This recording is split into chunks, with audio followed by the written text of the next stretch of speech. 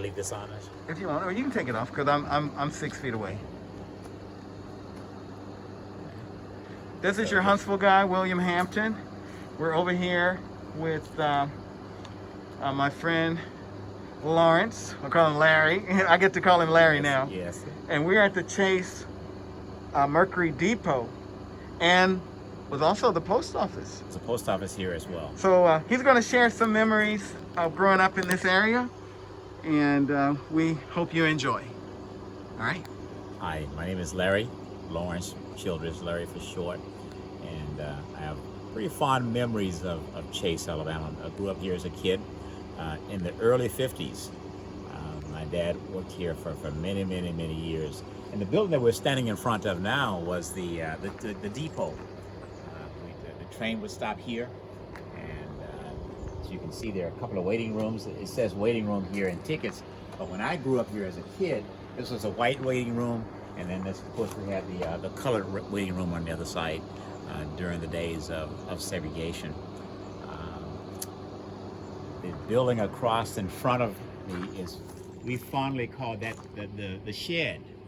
And as you know, Chase was a big nursery company, and so a lot of the products would come in, the plant products would come in and be exported out of the nursery or the shed here at Chase. Let's see. Further up, as you come into the to the gates here, there was a little neighborhood store here, and we call it the shed. Mr. Tom Noyer, of course, was the proprietor, but we come here and buy things like candy, cookies. I don't recall us having meat, but it's kind of like a little neighborhood grocery store. Mm-hmm. Like a little commissary. Like a little commissary, exactly. And what I remember most about it is that if you wanted to get something from the store, my mom said, I need you to go to the store and buy a pound of beans or something and tell Mr. Tom to put it on the account, right? And so we would do our trading, we call it trading, here at the little grocery store that has since been torn down. But this is back in the 50s and 60s where I grew up here. You were sharing with me also, sorry to cut you off there, you were sharing with me about, you remember the Chase money. Chase money, amazing. And I would give anything to have access to that. But I remember having Chase quarters, Chase dimes, and I don't remember exactly how we used it, but we always seemed to have to use it here at the store. Right. So you couldn't take that money and go downtown and shop with it that I can recall. Right. But everything we bought anyway was bought here at the store. You know, candy, cookies, and those kinds of things. A little sugar. So you go do all your trading, and all of your money would be exchanged here at the Chase store using Chase money. Right. And then we have a little schedule over here, the Mercury Chase Railroad. We had people on the Huntsville Revisited site who had never heard of Mercury before, so I went out and showed them where Mercury is located.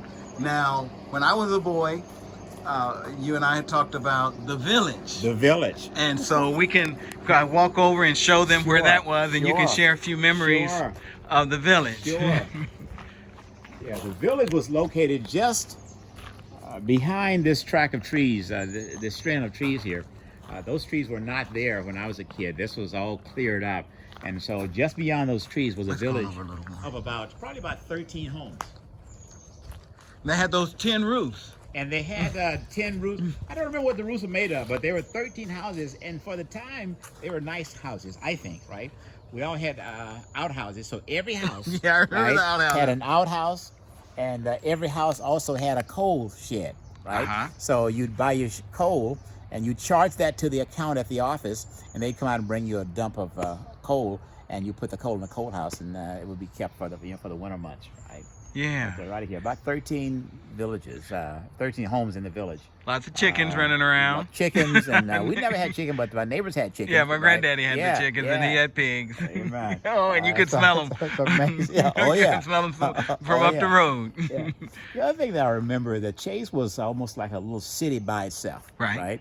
And while they didn't have a formal kind of a mayor or a city council or anything like that, informally, you kind of knew who the people who were in charge, right? There were some people who were in charge, and those same people were in charge also of the farmers and the workers here in the village as well, right? So it wasn't formal, but informally there was an organization, there was a little structure, and you kind of knew what was what, Right. and where things were. Yeah.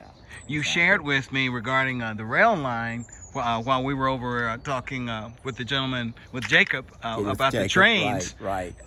riding into Huntsville. Right. Exactly.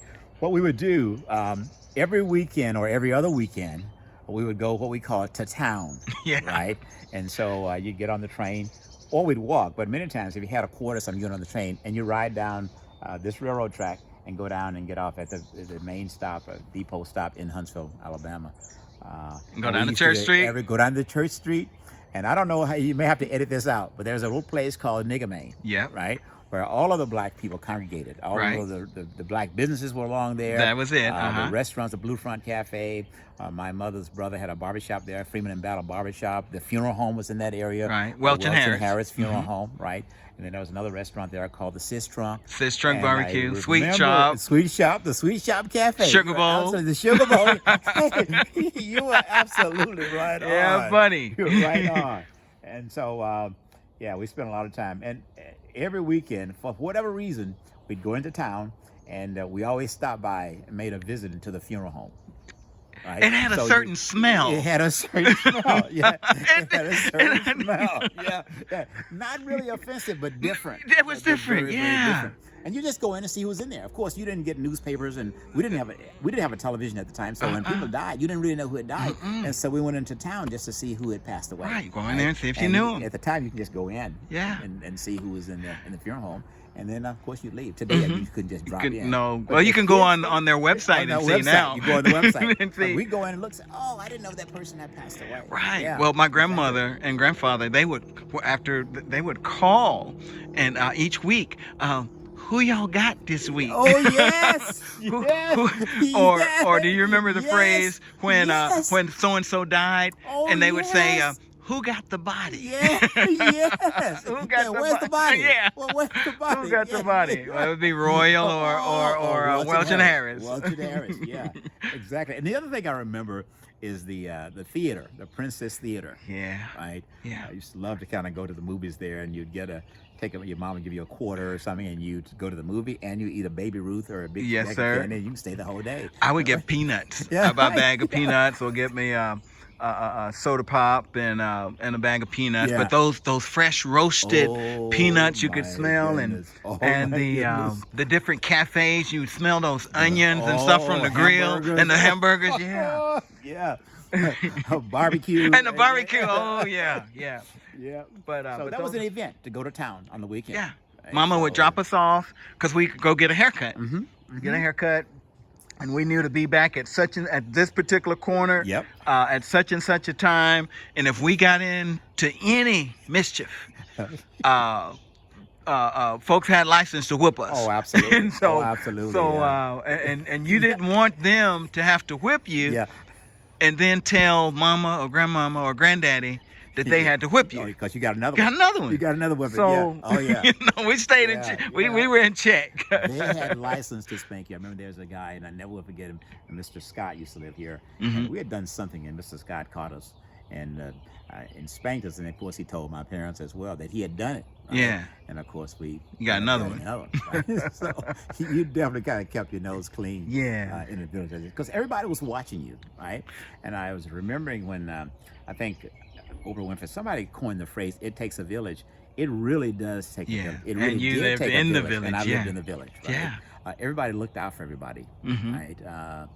So that's how I It was think good we time. survived. Okay. Well, thanks for sharing these Sure. moments in Chase Sure. and Mercury, and of course, looking forward to going in depth I'm with looking your forward project. to it as well, right? And thank you so much for Yeah. doing this for Huntsville Revisited. Thank you so much. Oh, you're Right. welcome.